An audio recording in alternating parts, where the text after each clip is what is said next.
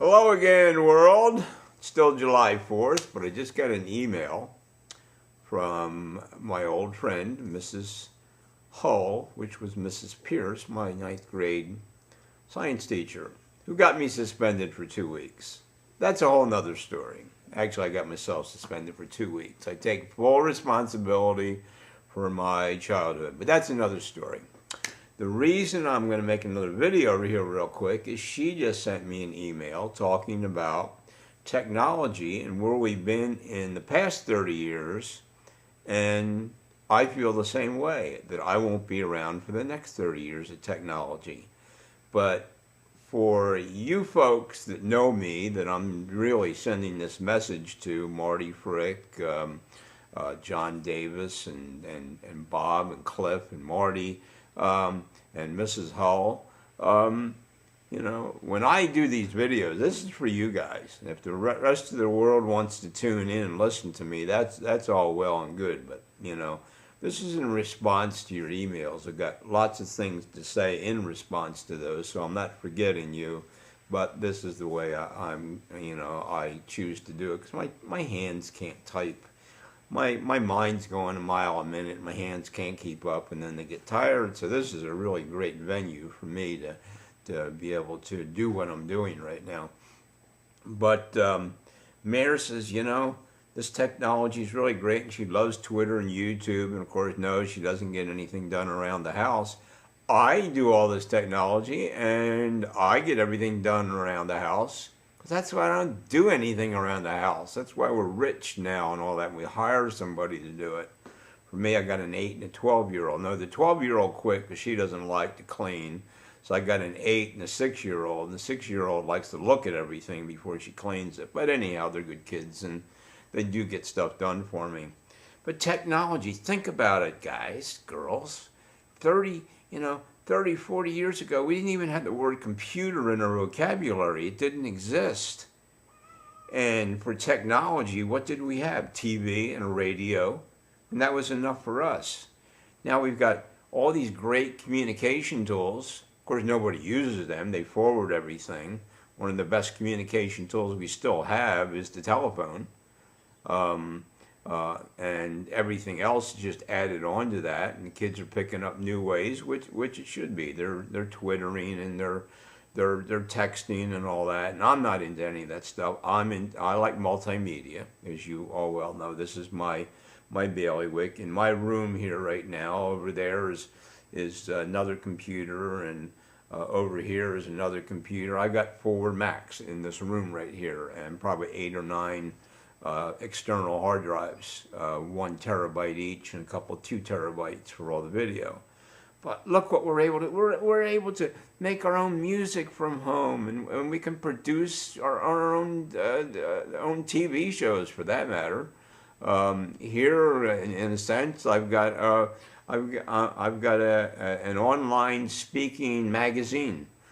Commentary from Gus, stories and remembrances. What's the future going to bring? For you kids out there, remember this, as I tell all the kids, you're going to be working in an industry that doesn't even exist yet. I mean, just in the sciences alone, what's going to happen with microbiology and genes and space travel. Richard Garriott, I met the other day, they're working on suits that you can go up into space in the suit and jump out at 130,000 feet, right at the stratosphere. There's more and more projects going on for space travel from private institutions. They're all, remember all the X Prize? Well, they got more prizes now. Most of the colleges are working on new technology for space. TVs, I've already predicted. TVs, eventually you're going to buy a house and the whole wall is going to be a TV. Why not? You got dead wall space, get the TV built right into the wall, super big, and resizing it. If you can think of it, it's going to happen. It may not be up for 100 years or 200 years, but you think of anything that could happen on this earth, and as long as man's here, it's going to be invented. We need much bigger strides in healthcare, in wheelchairs and stuff. They're all overpriced. yet they're not functional. We need all kinds of functionality in that area. Mentioned medicine, space travel, and the things that will come out of the technology from the military and from space travel will filter into the workforce. And now with this worldwide economy we have, just anything is possible. Anything is going to come from anywhere, where it used to be more, American driven, other than the telephone, that apparently was really invented by a Brit or somebody from France. I forget which one. But, the technology just doesn't have many limits, only on the limits of, what would you say, Mayor, physics? Is that where the boundaries are of time and space and speed and all those things? Anything can happen. Computer chips and all that are continuing to be worked well into everything, and who knows? It's just going to be really grand, and yeah, we won't be around for it. But look at the part we've been around in. 1946, TV wasn't even out, just coming out, and we've seen. So we went from the infancy of live radio to recordings on the radio, away from the radio, satellite radio, TV's now digital, better or worse. Just amazing changes. So, Mayor, we're going to miss a lot of it, but we've also experienced a lot of it too.